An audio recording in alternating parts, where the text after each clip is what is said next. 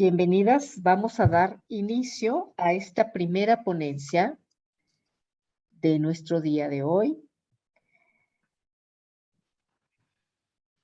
con Gaby Abreu, el planteamiento psicológico y psicoterapia orientada por el focusing, relato de experiencia. Gaby, adelante.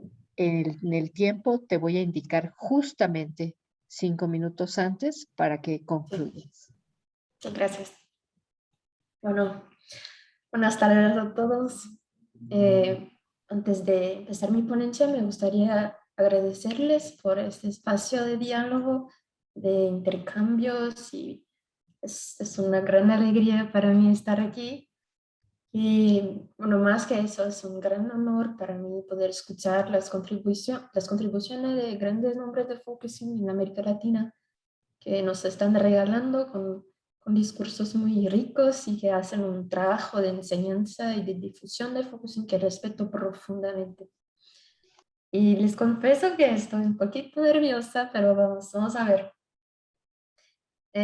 Soy Focusing Trainer en formación por la Focalización Brasil, bajo la orientación del profesor Guilherme Tostes. Y vengo realizando sesiones de psicoterapia, de planteamiento psicológico o guardia psicológica. Y esta ponencia es el resultado de estas experiencias.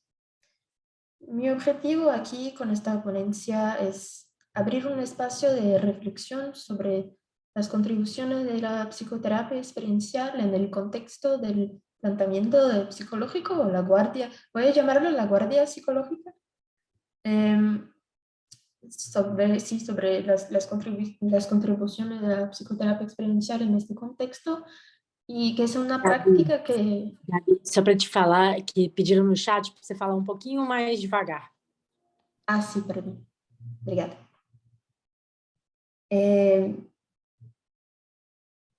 Sí, bueno, la guardia psicológica, que es una práctica que nació aquí en Brasil y que es poco presente en otros países. Me gustaría entonces hacer un diálogo entre los dos, y entre la guardia psicológica y el focusing, considerando las partes... Que teste que vocês fizeram?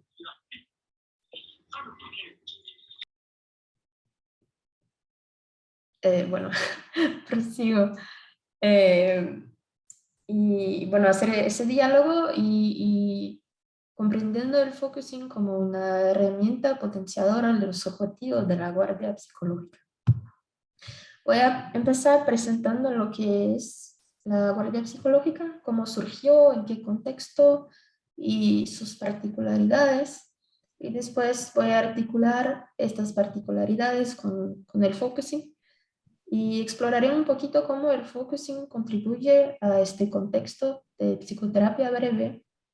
Y para hacer eso me apoyaré también en algunas experiencias personales como terapeuta en guardia psicológica, buscando establecer un diálogo con la práctica, y que fue una práctica que tuvo lugar en un contexto muy particular, pues fue durante la pandemia, y después me gustaría hacer algunas reflexiones sobre eso.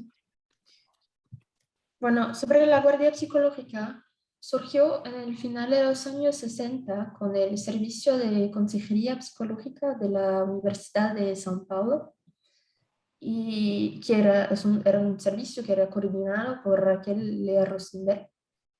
Y mientras esto ocurría, la psicología humanista estaba también surgiendo en Brasil con los trabajos de Rogers, y Raquel trabajó con él durante muchos años, empezando sus estudios con Rogers en 1974, y la colaboración entre los dos resultó en la publicación de La persona como centro en 1977, y con eso Raquel Rosenberg establecióse como una gran pionera del desarrollo de la psicoterapia centrada en la persona en Brasil. Y bueno, con eso los inicios de la guardia psicológica estuvieron marcados por la influencia del modelo de consejería psicológica de Rogers, que fue reformulado a partir de su investigación sobre los aspectos que facilitaban una relación de ayuda. Hace una pausa, Gaby. Sí, claro. El Para la canal, traducción. el canal de traducción, Joao, está en el mundito que dice interpretación en tu menú oscuro de hasta abajo del Zoom. No, muchas gracias. Yo estoy escuchando en español. Prefiero escuchar en español. ¿Quieres escuchar Así en también español? voy entrenando mi español para mi ponencia después. Y Perfecto. Giovanna quiere saber si la están escuchando, si hay alguien escuchándola en portugués. Quiere saber, Giovanna. ¿Alguien está escuchando el portugués? Pero entra gente nueva que no sabemos si escucha portugués, Giovanna, y que van a elegir. ¿Puedes decir en portugués esto? Alguém está escutando o canal de português? Sí. Sí. Sí. Continuamos entonces. ¿Está bien, Giovanna? Ajá, adelante. Sí, voy a hablar más despacio. El primer registro de la Guardia Psicológica lo realizó Miguel Mafud en 1987. Y en este primer registro, Mafud trae algunas características de la práctica de la Guardia Psicológica que me gustaría presentarles. El servicio de la Guardia Psicológica es un tipo de servicio que tiene sus propios contornos, que puede realizarse en una o más sesiones sin limitación previa de la duración de estas sesiones y que puede resultar, si necesario, en derivaciones a otros servicios, a otros tipos de acompañamiento. Cuando surge la Guardia Psicológica en la Universidad de São Paulo, el primer objetivo era reducir el tiempo de espera de las personas que necesitaban atención psicológica,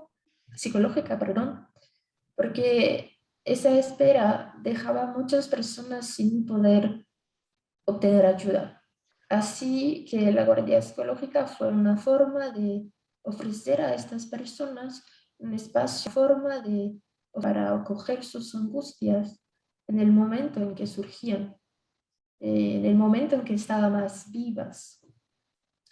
Y así la psicoterapia pasó a no ser la única respuesta posible para quienes necesitaban de ayuda, de soporte psicológico.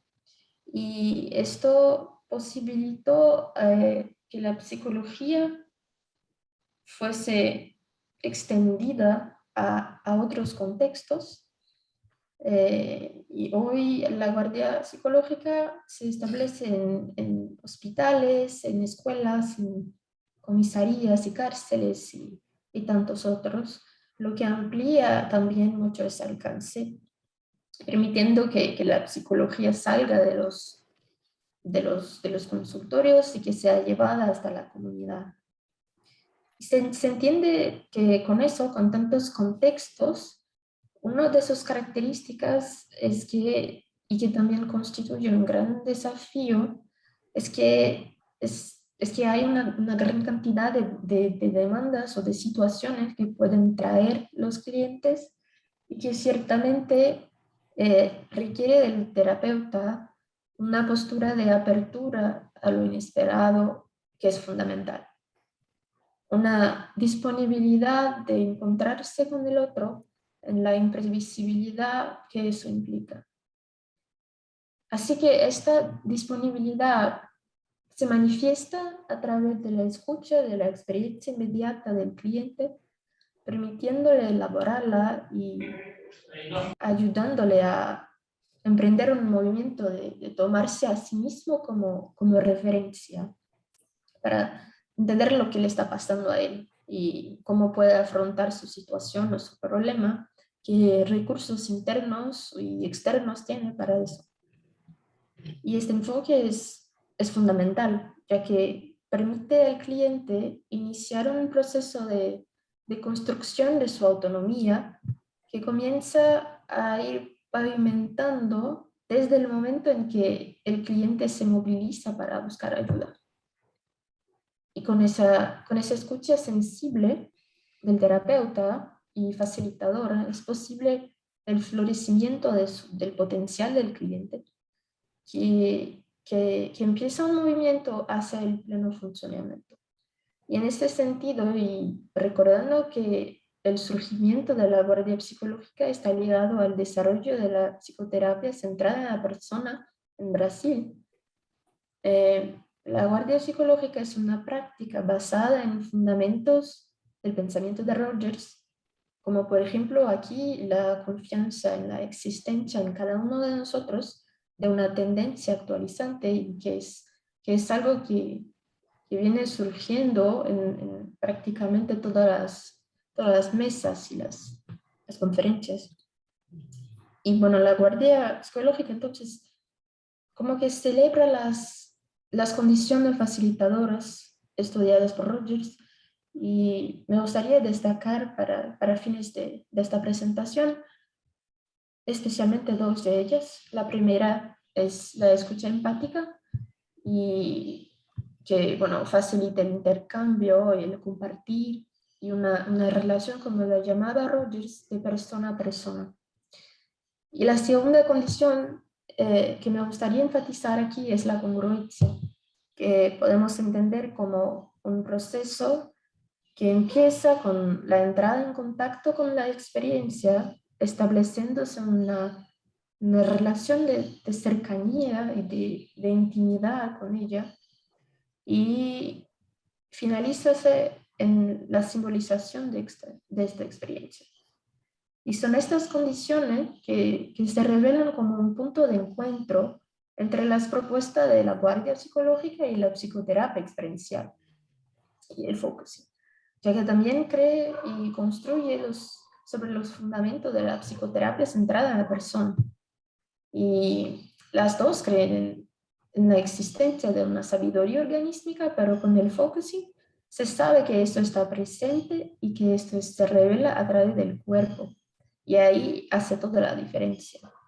Porque con el focusing, al facilitar el contacto con la experiencia corporal y ayudar al cliente a comprender lo que está sucediendo, lo que está ocurriendo a través de la formación de una sensación sentida sobre eso y a través del resonar de esa sensación, esto permite que la experiencia se revele de manera auténtica, resonando los símbolos, los significados con la experiencia y verificando la adecuación entre los dos. Y esta verificación, esta resonancia, resgata lo que Jendlin llamaba de cliente, ¿no? Y que es esencialmente esta capacidad del cliente para discriminar si algo que dice tiene sentido en relación a su experiencia.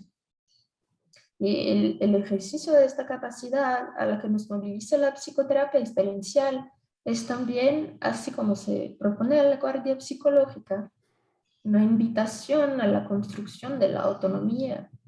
Y con el focusing, sin embargo, siento que se trata de una autonomía a un nivel más, como que más profundo, una especie de, si puedo decirlo, de autonomía experiencial, que sería precisamente esta apropiación para guiarse en tantas ocasiones cuando la vida nos pide algún movimiento y estamos en un contexto con la pandemia que eso es muy presente. Y a esta autonomía, esta apropiación nos conduce el focusing de manera más precisa, de manera más meticulosa. Pues el terapeuta sabe cuando esto sucede, porque la congruencia está marcada por el cambio corporal, por el felt shift. Y es así como la psicoterapia experiencial instrumentaliza y potencia las contribuciones de la guardia psicológica, ayudando al cliente a captar en un solo encuentro y de forma muy certera lo que moviliza a la persona. Bueno, me gustaría ahora darle un poco más de tangibilidad a lo que estoy diciendo a través de algunas impresiones sobre mis experiencias como terapeuta en guardia psicológica. Empezando con, bueno, al inicio en las primeras sesiones era claro cómo los clientes permanecían en un registro más descriptivo de situaciones externas muy distantes de su experiencia. Y en uno de los procesos, en el primer encuentro con el cliente, mi impresión fue que se encontraba en tierras muy lejanas, que a pesar de hablar de sus emociones, estaba tan distante de lo que decía que me sonaba como que una voz desafinada. Era como si estuviera narrando la historia de otra persona. Y cuando le compartí mi impresión de que no estaba sintiéndole tan presente en lo que decía, eso cambió todo, porque hablar de sus experiencias era un desafío para él. Hablar de sí mismo y tratar sus experiencias con la dignidad que merece era un desafío para él. Y me dijo esto con un gran pesar. Después hizo una pausa y para mi sorpresa dijo que quería aprender a estar un poco más consigo mismo, a escucharse y a hacerse compañía. Entonces le propuse que intentáramos acercarnos un poco más de lo que estaba sintiendo en aquel momento y solamente abriendo un espacio, y él ya experimentó un alivio muy, muy grande. Su cuerpo, que estaba tan rígido al comienzo de la sesión, parecía haberse como que libertado de cierta forma. Y se quedó en silencio por muchos minutos y solo interrumpió ese silencio para decirme que acercarse de su experiencia de una manera amable y acogedora, simplemente dejar que se exprese, era un descubrimiento más allá de lo que las palabras pueden alcanzar. Y esta dimensión de acogimiento fue muy importante para el proceso de este cliente específicamente, porque lo que lo hizo buscar la guardia psicológica fueron sus sentimientos de tristeza, de desaliento y también de rabia, casi que furia en algunos momentos, y quería ayuda para como que deshacerse de estos sentimientos, para combatirlos. Pero lo que hicimos con el focusing fue lo contrario, que le propuse que en lugar de eliminar estas emociones para seguir adelante, que podríamos intentar seguir adelante gracias a estas emociones y pensando en la posibilidad de un acercamiento de estas emociones como un movimiento más fructífero, más respetuoso hacia él y que le permitiese cultivar una relación de alianza y no de guerra. Una relación de complicidad con sus vivencias y tratando de comprender lo que quieren decir y que permite encaminarnos hacia un movimiento de actualización al permitirnos una nueva comprensión de aquello que no se accede también racionalmente. Y esta aceptación supone también el respeto por el tiempo del cliente, y eso es una experiencia para mí que es un aprendizaje constante que vamos adquiriendo al mismo tiempo que el cliente, de entender cuál es su tiempo. Y esta dimensión es un poco de lo que decíamos a un rato, que lo que decía Elena, que en algunos momentos estamos disponibles y algunos no estamos. Y bueno, está bien así, perfecto. Esta dimensión de aprendizaje se hizo muy clara para mí cuando, después de algunas sesiones de mayor contacto con sus mundos internos, algunos clientes parecían regresar a un registro más distante y más centrado en terceros, en otras personas. Y en estas ocasiones intenté sentir su grado de apertura a una aproximación más cercana de su experiencia, pero rápidamente sentí que no estaban receptivos a este movimiento Y comprendí en el proceso que lo que está en juego no es tanto estarmos siempre cerquita de la experiencia a todo momento, pero sino tener conciencia de si estamos cercanos o si estamos lejos. Y siento que a veces, envueltos por la lógica de los tiempos en que vivimos, centrados en la productividad y en obtener siempre más resultados, nos perdemos un poco. Bueno, yo me pierdo un poco. Y obtener a todos momentos un insight revolucionario, bueno, eso no es el objetivo. Creo que el objetivo sea el favorecimiento de una relación cuidadosa con nuestras experiencias internas. Y es ahí que tiene lugar la revolución. Que a veces esta revolución está precisamente en pausar. Tanto que algunos llaman, bueno, muchos llaman la pausa de pausa revolucionaria, ¿no? Que también estábamos diciendo eso ayer.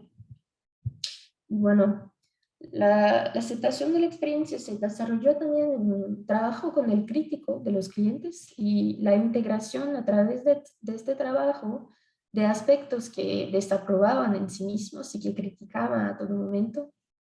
Y el camino que seguimos a través de la psicoterapia experiencial le mostró que en realidad estos aspectos pueden convivir armónicamente con todo lo demás si nos proponemos cultivar un contacto compasivo con ellos, entendiendo que somos producto de nuestra historia y que lo que resuena en nosotros nos hace seres plurales y capaces de reinventarnos en cada tropiezo a partir de lo que vivimos. Y algo que molestó mucho a los clientes en este sentido fueron los momentos en los que parecían vulnerables, tanto para los demás como para ellos mismos. Era como si aceptar su humanidad,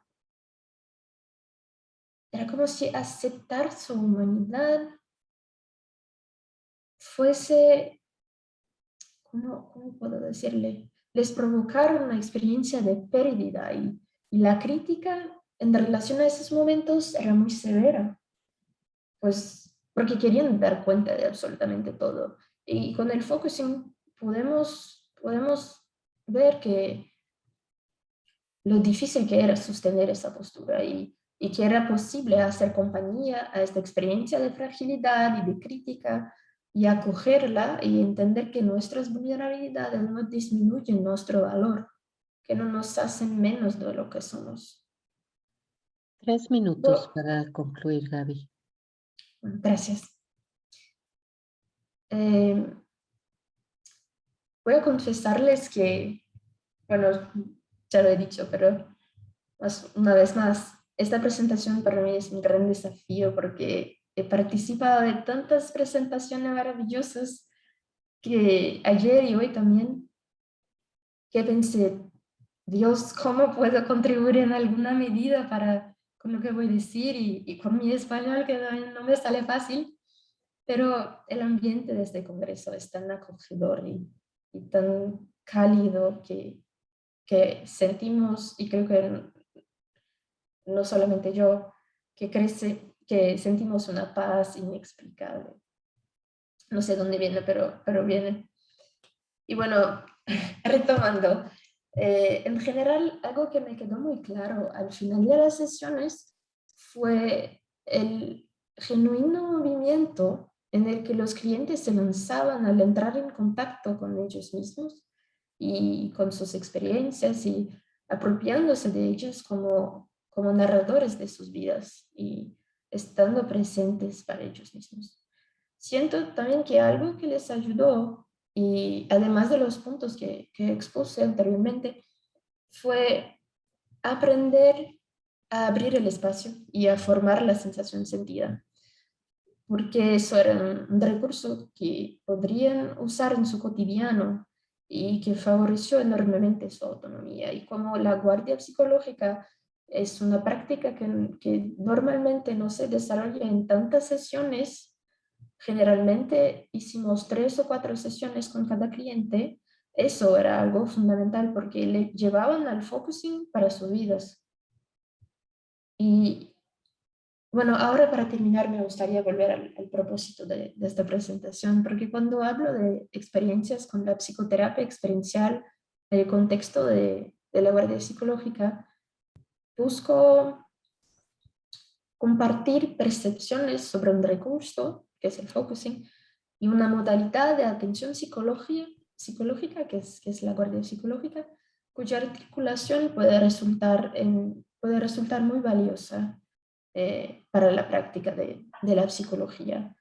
Y es importante resaltar la relevancia de esta práctica en el contexto pandémico, que se hizo enorme y que a través de intervenciones en diversos contextos. Y a mí me pasa que la apertura a lo inesperado, que es una característica tanto de la guardia psicológica como del focusing, resuena mucho con este momento de incertidumbre y de inconstancia que estamos pasando todos ahora con la pandemia.